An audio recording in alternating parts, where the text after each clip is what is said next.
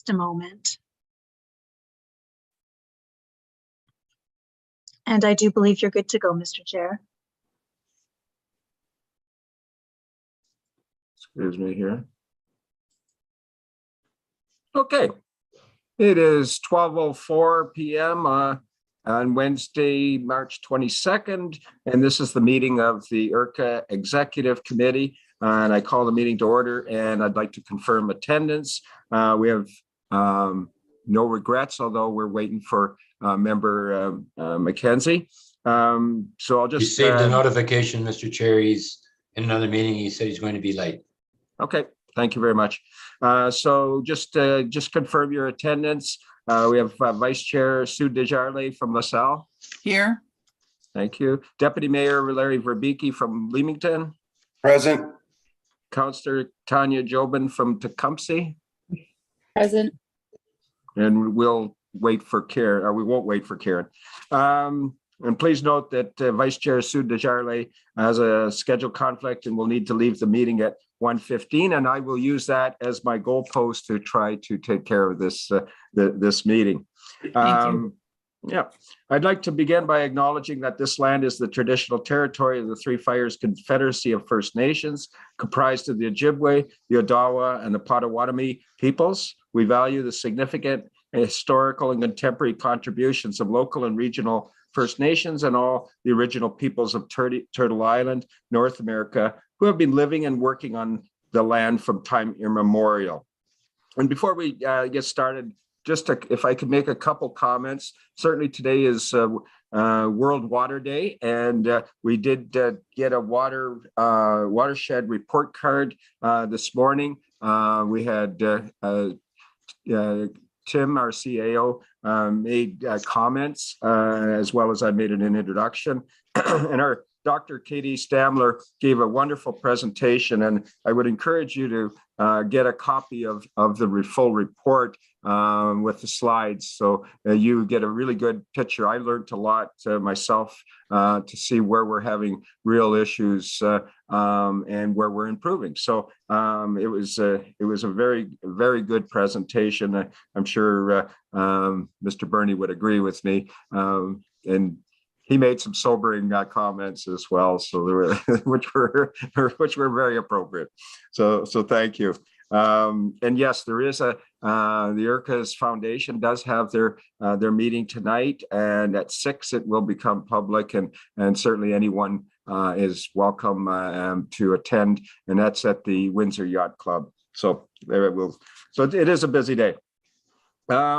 So please raise your hand to indicate if any of you need to declare a conflict of interest.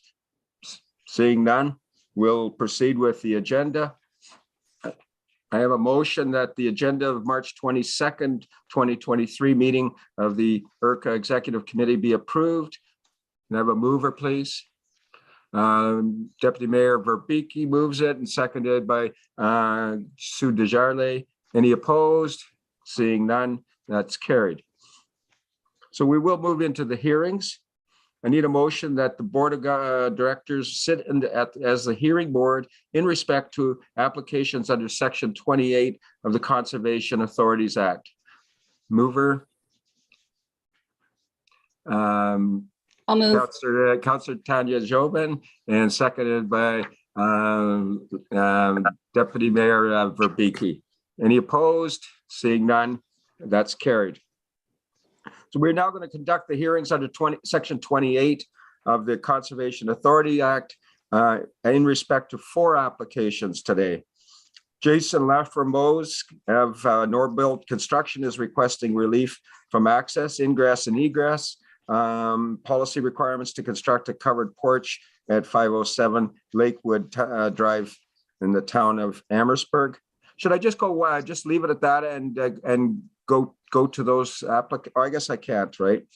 So I'll list them all. Terry Kipping is requesting relief from access, ingress, and egress, policy requirements to construct a dwelling unit at 10650 Riverside Drive East in the city of Windsor. Christian Lefebvre is requesting relief from access, ingress, and egress, policy requirements to construct 4 6-unit apartment buildings at 205 to 227 L'Esperance Road in the town of Tecumseh. And Justin Marchand is requesting relief from access, ingress, and egress policy requirements to construct a detached structure at 1646 Cayley Avenue in the municipality of Lakeshore. We as the hearing board are unaware of the matters being brought forward, and we are only now receiving and reviewing information provided by staff this afternoon. The authority has adopted regulations under Section 28 of the Conservation Authorities Act, which require the permission of the authority for development within an area designated by the authority in order to ensure no adverse effect on the control of flooding, erosion, dynamic beaches, or pollution, or conservation of land, or to permit alteration to a shoreline or watercourse or interference with wetland. Staff has reviewed this proposed work, and a copy of the staff report has been given to the applicant.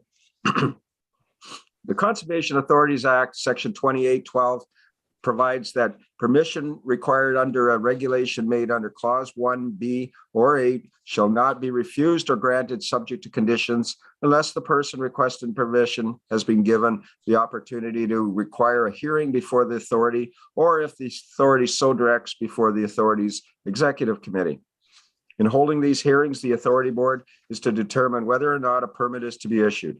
In doing so, we can only consider the application in the form that is before us, the staff report, such evidence as may be given, and the submissions to be made on behalf of each applicant. The proceedings will be conducted according to the Statutory Powers Procedure Act under Section 5 of the Canada Evidence Act. As witness may refuse to answer any question on the ground that the answer may tend to incriminate the person or may tend to establish his or her liability to a civil proceeding at the instance of the Crown or of any person. The procedure in general shall be informal. However, it is a quasi-judicial process and provides for evidence to be given in response to members' questions. Therefore, staff and applicants will be asked to swear an oath or provide an affirmation to speak the truth.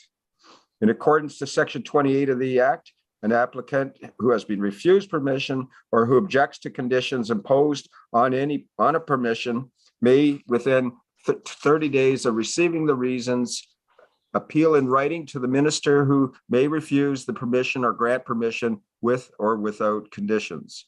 Through the order of council, the responsibility for hearing the appeal has been transferred to the Ontario Lands Tribunal. If the applicant has any questions to ask of the hearing board or of the authority representative, they must be directed to the chair of the board. Staff will first introduce the applicant, his or her owner, and others wishing to speak, and then present the staff position. The applicant and or their agent may then speak and make any comments on the staff position if they so desire. I would also remind everyone that the hearing board is open to the public. However, as stated earlier, this is a quasi-judicial process, and accordingly, the general public may observe, but are not third-party members before us today and cannot participate. We as the hearing board will question, if necessary, both staff and the applicant or their agent. Before I ask Dan Jenner, Regulations Coordinator, to introduce the applications, I would ask that he swear an oath or provide an affirmation to speak the truth. What would you prefer, Mr. Jenner? Affirmation, please. Thank you. Do you solemnly affirm that the evidence with which you are about to give in these proceedings will be the truth, the whole truth, and nothing but the truth, so help you? I do. Thank you. So Mr. Jenner will now introduce the applications and the context for the application. The chair will ask the agent or the applicant to swear an oath or provide an affirmation as well. First, our first applicant is Jason Laframose of Norbuilt Construction. Mr. Laframose, would you like to swear an oath or an affirmation? Affirmation. Thank you. Do you solemnly affirm that the evidence with which you are about to give in these proceedings will be the truth, the whole truth, and nothing but the truth, so help you? Yes. Thank you. Mr. Jenner, you can go ahead. Thank you, Mr. Chair and committee members, for giving us the time this afternoon to present these four applications. As it was previously stated, the first application before the hearing committee tonight is made by Mr. Jason Laframboise, care of Norbuilt Construction at 507 Lakewood Drive within the town of Amherstburg. Next slide, please.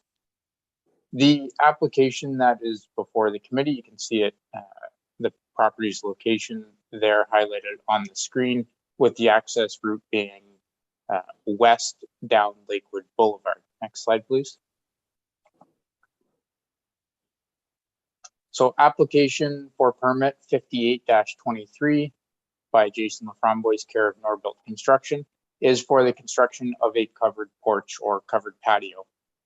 While it seems strange to bring a covered patio to the committee to seek relief from those access policy requirements, the covered porch is matching the existing first floor of the structure as well as the existing setback, but is required to meet the current development requirements because the previous less than 50% addition was utilized for this structure. It's no different from our perspective if it was a proposed addition, bedroom addition, kitchen addition. So we are required to meet the current development requirements with the floodproofing elevation of 176.20 meters. So the top of the concrete patio will be at that elevation. The raw 100-year flood level is 175.9 meters, Geodetic Survey Canada. The IRCA minimum road elevation is 175.6 meters, and that is the policy requirement we're seeking relief from. And the provincial minimum road elevation is 175.4. So we are satisfying both the flood protection standard as well as the minimum setback requirements for the proposed addition. And we're seeking relief from that access requirement. Next slide, please. As I mentioned, the safe access route on this property is moving west on Lakewood Drive to McLeod, eventually to the third concession.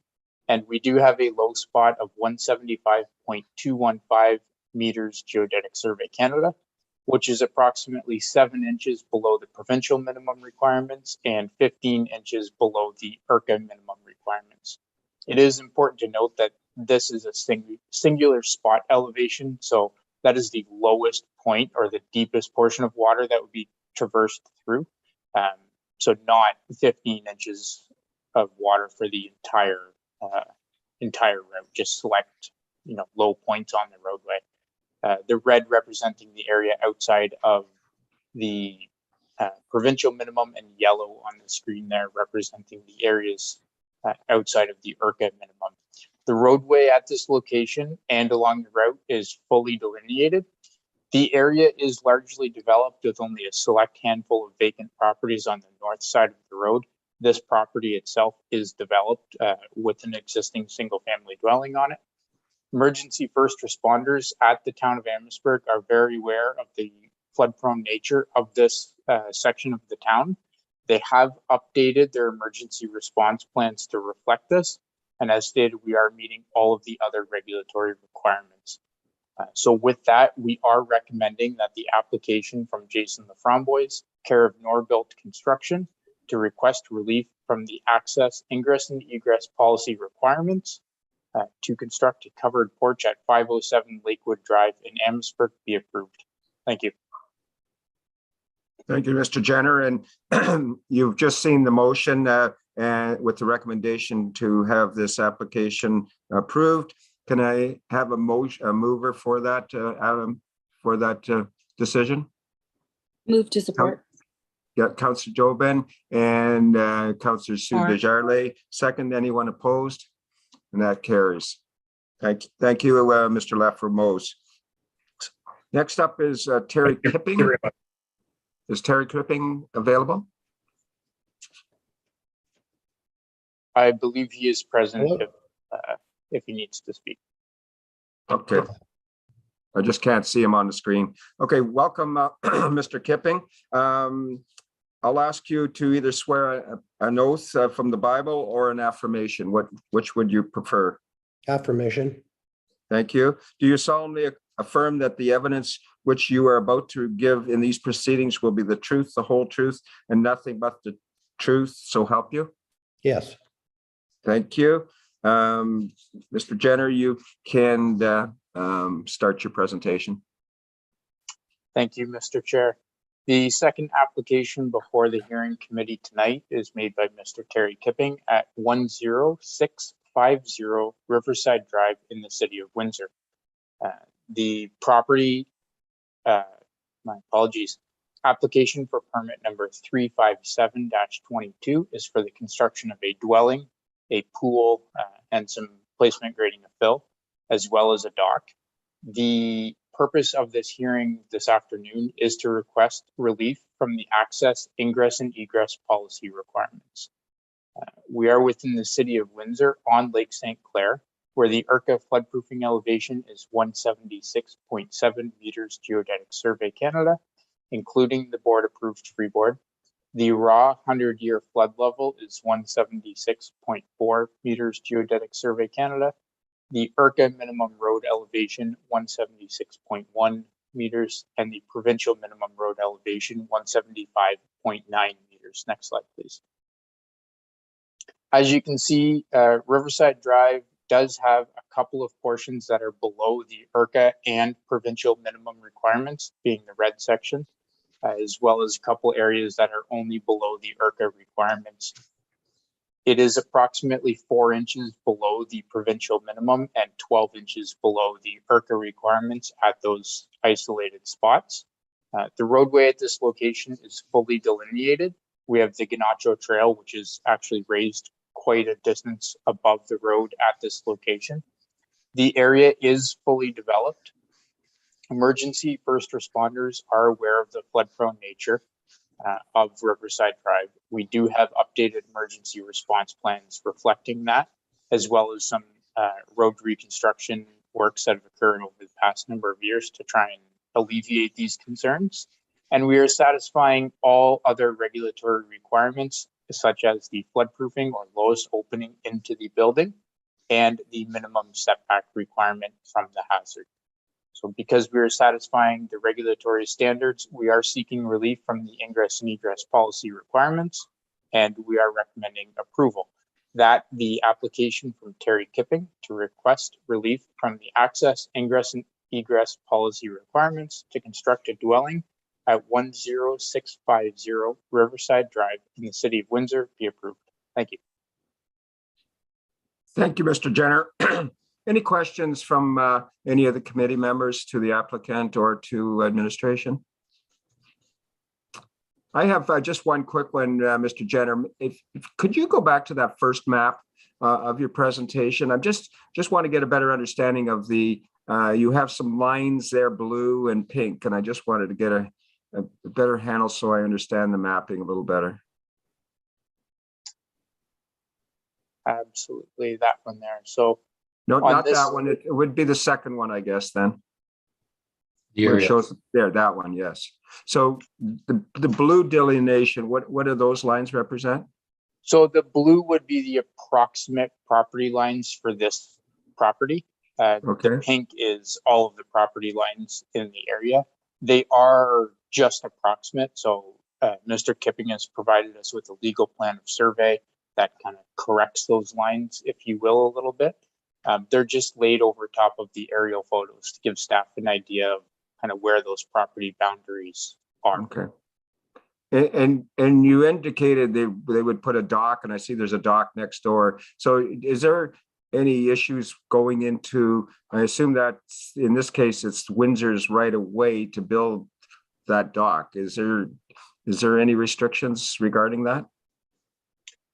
From a Conservation Authorities Act perspective, there's very little impact that a dock will have on coastal processes, flooding, or erosion. There's other legislation in place, most specifically Transport Canada, that takes into consideration navigation, shipping, pedestrian vessels, distance from other docks, those sort of things. Okay, so it's not really a direct IRCA involvement.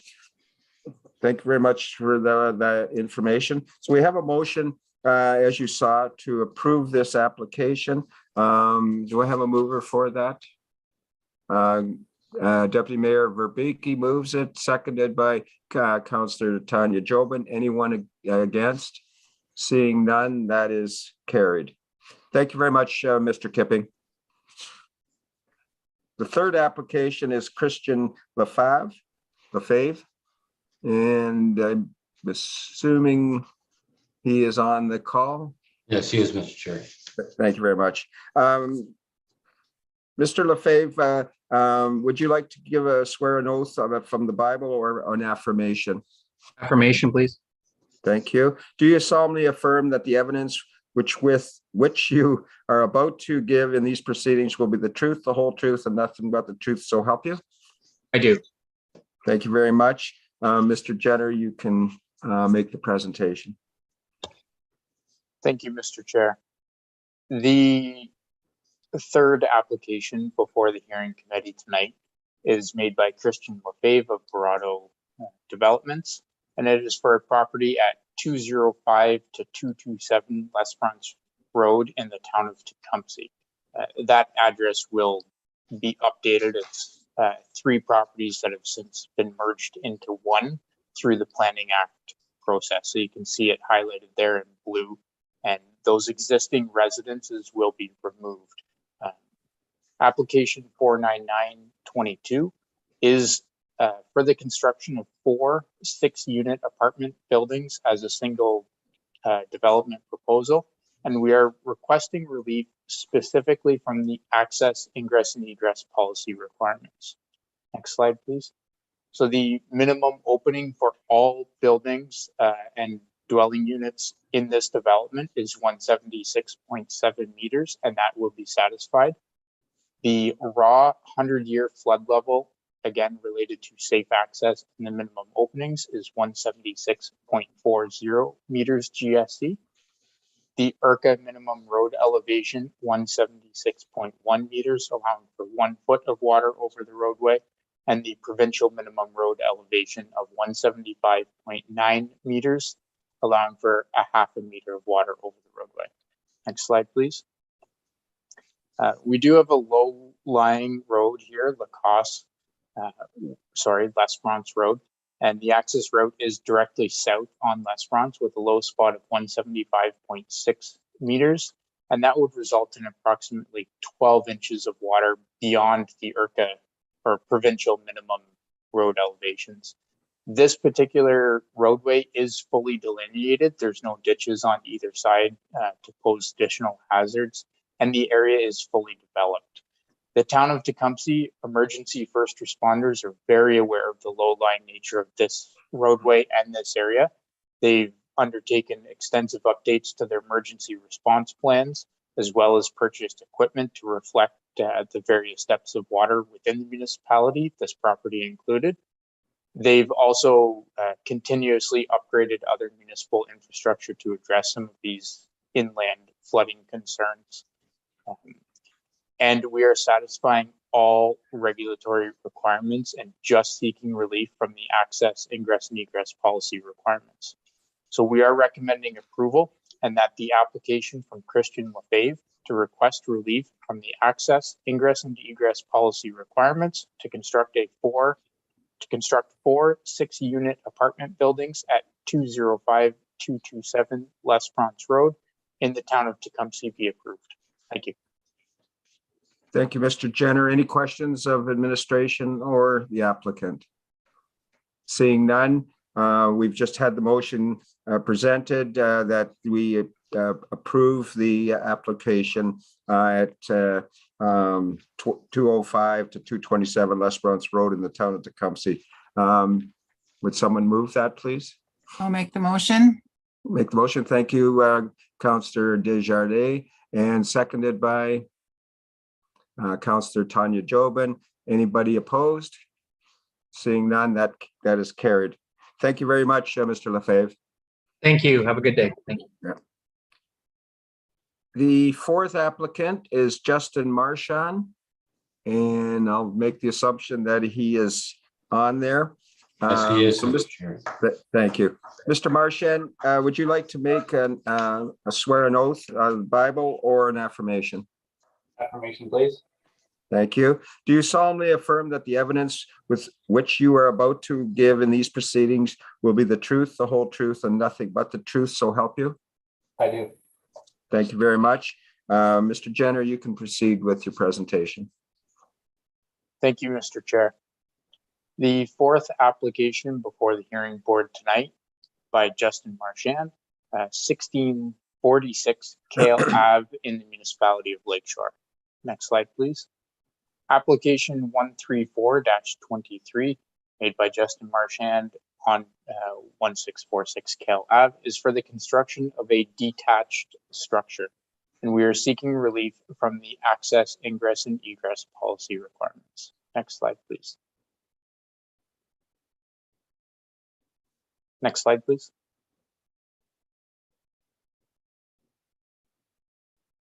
Sorry, I'm hoping that I'm sharing appropriately. The flood-proofing elevation slide is up on screen.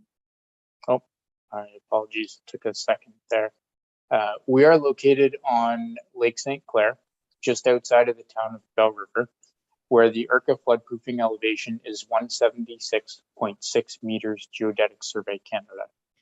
The minimum road elevation, IRCA road elevation, is 176.0 meters Geodetic Survey Canada, and the provincial minimum road elevation is 175.8 meters Geodetic Survey Canada. Next slide, please. Shown on the screen there is a map of the area with the access route shown in yellow and green. The yellow is the area outside of IRCA policy by approximately 5.3 inches. And the green is the section of roadways that meet the IRCA policy requirements. The entire access way is above the provincial minimum, and the roadway is fully delineated, as well as the area is fully developed. We are meeting all of the regulatory standards, including the full flood protection standard, including the 0.3 meters of board approved freeboard. Due to the size of the structure, we are not able to reduce that requirement as one of our previous board reports allows us to do at the staff level. So we are satisfying the full flood protection standard due to the size of the structure. We are also meeting the minimum setback requirements and exceeding them by quite a distance. So we are satisfying all regulatory requirements. Emergency first responders at the town of Lakeshore are aware of the flood prone nature of Kale Ave, and we are recommending approval as we are above the provincial minimum road elevation requirements. So with that, we are asking that the application by Justin Marchand for the construction of, or seeking relief from the access, ingress, and egress policy requirements to construct a detached structure at 1646 Kale Ave in the municipality of Lakeshore be approved. Thank you. Thank you, Mr. Jenner. Are there any questions of the applicant or administration? Seeing none, the motion is to approve this application at 1646 Kale Avenue in the municipality of Lakeshore, and that it be approved. May I have a mover for that? Move the recommendation. Thank you, Councillor, our Deputy Mayor Verbeek, seconded by Councillor Tonya Jobin. Anyone opposed? Seeing none, that is approved. Thank you very much, Mr. Marchand. Thank you for your time today. Thank you. Thank you, committee. Yep, thank you. Thank you, everyone. So I'd like to have a motion that the hearing board reconvene as the IRCA Executive Committee. I have a mover for that. Councillor Desjardins moves it, and seconded by Councillor Jobin. Anyone opposed? That carries. So Kevin Money will be presenting tenders for the process regarding the Cedar Creek wetland construction. Mr. Money, please go ahead. Thank you, Chair. Approximately 5 years ago, Orca acquired a 70-acre parcel in the Cedar Creek watershed with the intention to fully restore the property. We're in the last stage of that now. We've planted it all out with trees and another wetland and a lot of prairie. The final stage of this is to deal with an actively eroding stream bank on the edge of Cedar Creek drain here. So it's eroding so badly in this area that we've actually had to document it and provide this information to the municipal drainage superintendent so that they're aware of the issue and problem in this area. The wetland that we're proposing to build in this area will assist significantly and help with these erosion problems, as well as deal with a lot of flooding if in the event of large-scale flooding in the area, as well as provide significant habitat value for wildlife. We've, through our procurement policy, we need to bring forward any pricing that is between between $25,000 and $50,000 in the form of quotes. We have sought 3 quotes and we've received them, and I'm here to read them out to this committee so that we can select an appropriate contractor to move forward with these works. I should note, while I think Nicole is going to share the tender form so we can type into it, while she's doing that, I should note that the funding for this project is fully covered by external partners. We have funding from the federal government, Ducks Unlimited, as well as the province of Ontario to proceed with the project. The first tender is from Workington Fabricating. Nicole, please let me know if you'd like me to spell that out for you. Yes, please. WARKENTIN, Fabricating. And the total tendered price for this one is $41,000.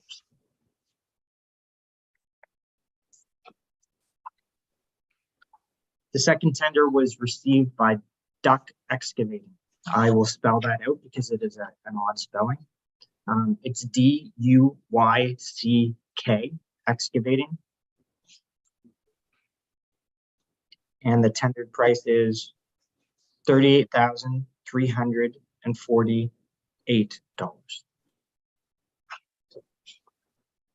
The third price received is from Sun County Excavating, and the price is $17,500. Just as a brief comment to the committee members, we have worked directly with Sun County Excavating before for this type of work, so we're not concerned about their experience, and we've seen them work with other organizations such as Nature Conservancy Canada on a site not far from here, so we know they're capable of doing this work. I'm guessing that they provided a very low price because they keep getting outbid by their competitors on this, and they wanted to win it, and they put in a really aggressive price here. Thank you. Thank you very much, Mr. Money. So the motion, first of all, are there any questions of administration? Go ahead, Deputy Mayor Verbicki. Thank you, worthy chair. Kevin. A second.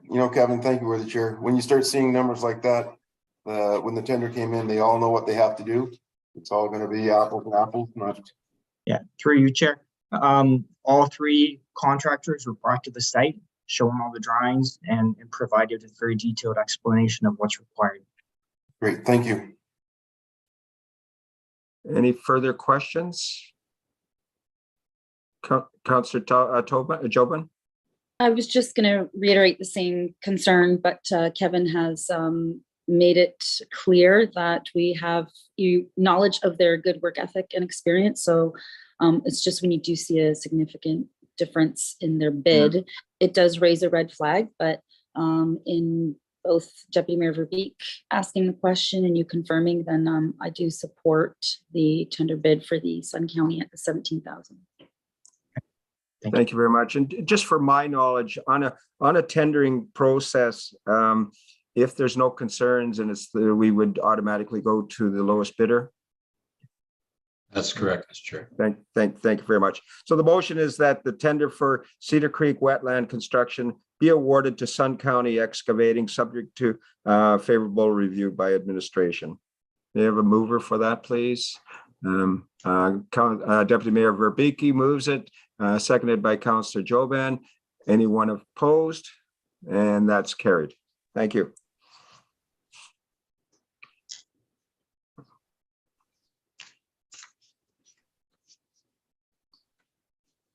So I have Ryan Rossman will be speaking to the report, which is EC 01-23 on the John R. Park Homestead Communications upgrades. Go ahead, Mr. Rossman. Yes, good afternoon, everyone. Thank you for making time today to let me cover this for you. As many of you know, the John R. Park Homestead is a unique property and has unique characteristics that make it difficult to service from a communications and technology lens.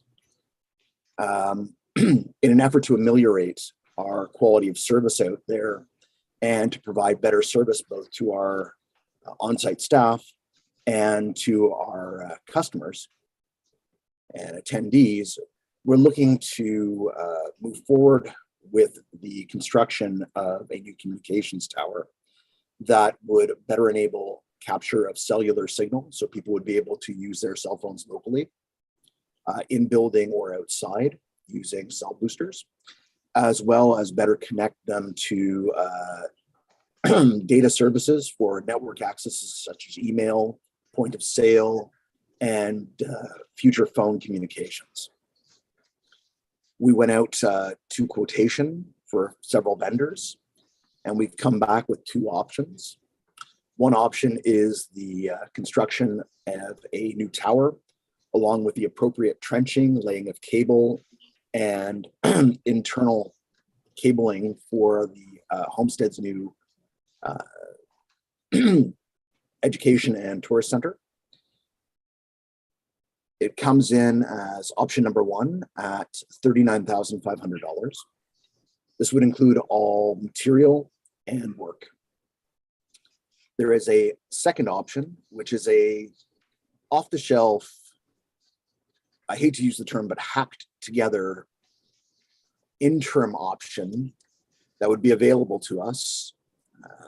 And it would be about $9,000 in terms of expense. While the low price may seem attractive, we are recommending the acceptance of option one, as we believe it is the most robust and long-term solution for that site.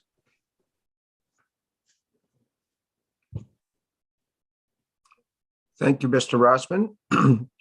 Do any of the committee members have any questions of Mr. Rossman? Go ahead, Councillor Desjardins. Thank you. Through you to Mr. Rossman. I do agree that number one is the better option for the homestead being out there on a regular basis. I know how difficult it is for cell service, for internet and so on. I understand that the curator has indicated a preferred location for the tower. Is that correct? Through you, Chair, yes. Okay. That is correct. Already. Are we sharing that tower with anybody, or is it just, is it Cogeco? Is it MNSI? Who is it? If I may, Mr. Chair. Go ahead, Mr. Bernie. We're not going to be sharing the tower with other communication requirements, but the tower will be a mainstay to allow for us to utilize our flood forecasting equipment to its fullest extent. Oh, okay. Ryan has identified that in his report, and we will be affixing additional telemetry to the tower. And then during budgeting processes in the future, we will be reminding the province that it is a flood forecasting hub, and that we will be attempting to redirect levy towards that component of the operation of that site. Okay, and my last question is, when are we going to do this? Like, sooner is better than later? Through you, Chair. Our goal is that once approved, we'd like to get, for lack of better terms, spades in the ground as soon as possible. We have been, it depends on how you look at it.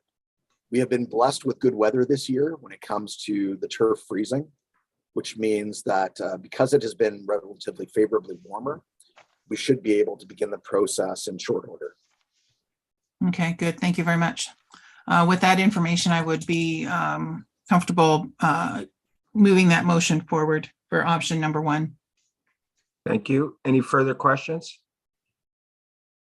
Seeing none. So the motion and the mover is that the administration receive approval to proceed with option 1 as described herein and enable cellular communications access as well as required data network access for staff, visitors, and site rental customers.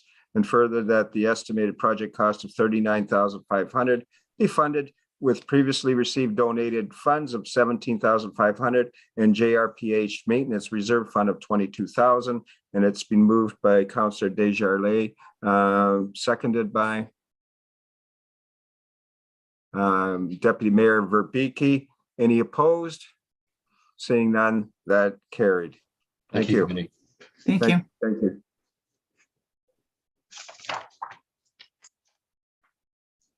So Kevin Money is available for any questions regarding item number EC 02-23, which is the purchase of restoration material of tree stock. And I'll read the motion now, that the current restoration material procurement process, an estimated total cost of $179,400 be acknowledged and approved by the executive committee. Any questions of Mr. Money?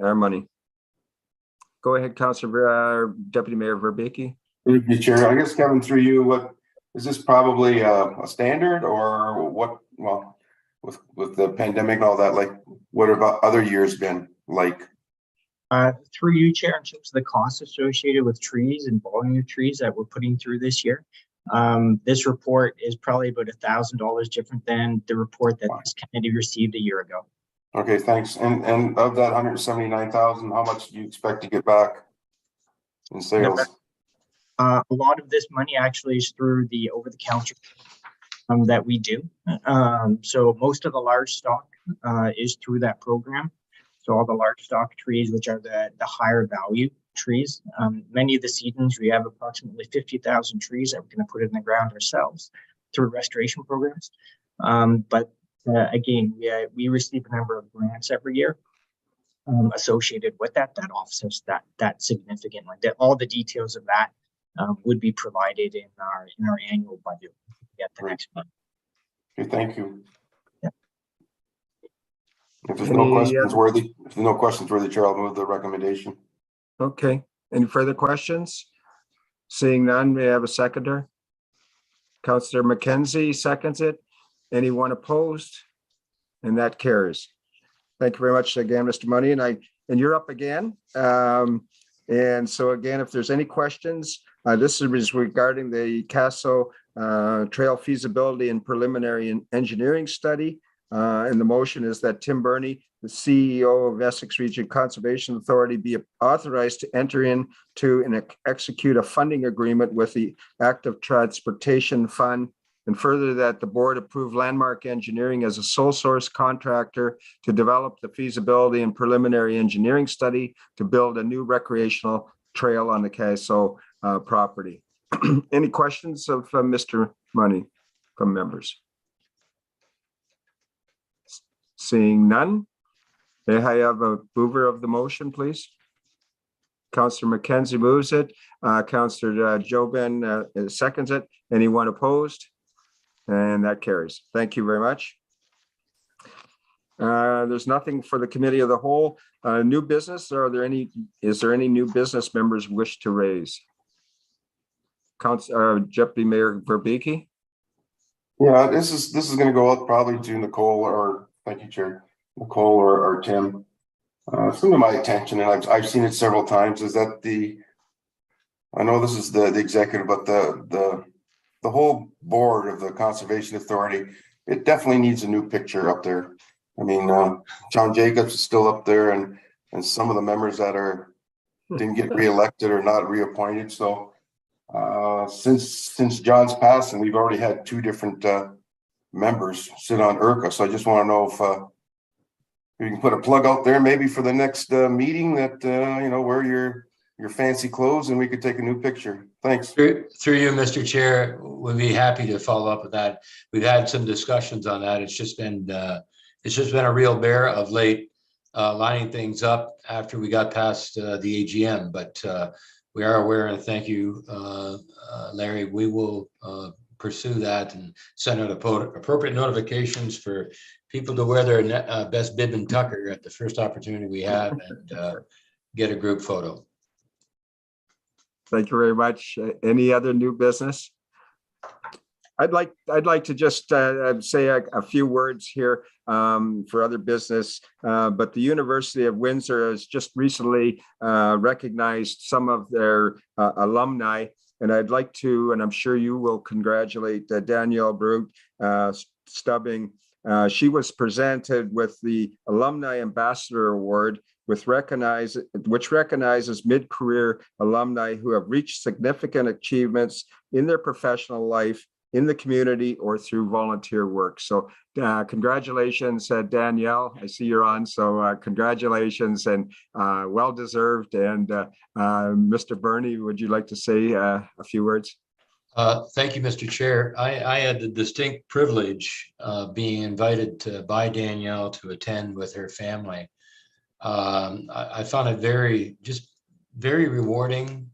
I also was very impressed with a colleague of mine that I've worked with now for quite a period of time, how she is received by the community, and how those that she works with and that she participates on other boards appreciates her professionalism and just everything that is Danielle Brute Stubbing. So it was something else. It was quite an honor for me to be able to attend and observe her receive this much deserved reward. So thank you, Mr. Chair. Thank you, Tim. And Councillor Jobann. I just wanted to congratulate Danielle and the last few years working with her. It's just no surprise that she's been acknowledged and thanked. So thank you, Danielle, for sure. 100%. You were one of the best. Thank you. And again, congratulations, Danielle. And I was happy to read that it was mid-career alumni. So it means that you'll be around for a long time still. So a lot of employment time left, Mr. Chair. A lot of employment time. And I know that we've had other people that are involved with IRCA receive awards through either St. Clair College or the university, but it is quite the distinction. So you represent us very well, and we really appreciate the work you do, Danielle. So thank you. Thank you so much, Mr. Chair. Great. Next meeting of IRCA Board of Directors will be on Thursday, April 13th at 6 o'clock in Council Chambers in Essex Center. And as this concludes the business of the Executive Committee, I require a motion that the March 22nd, 2023 meeting of the Essex Region Conservation Authority Executive Committee be adjourned. And may I have a mover for that? Councillor Desjardins, and seconded by Councillor Jobann. Anyone opposed? Thank you very much, and have a great day, everyone. And Sue, we made your deadline, so we'll see some of you at the foundation meeting this evening. Bye. Well done, Mr.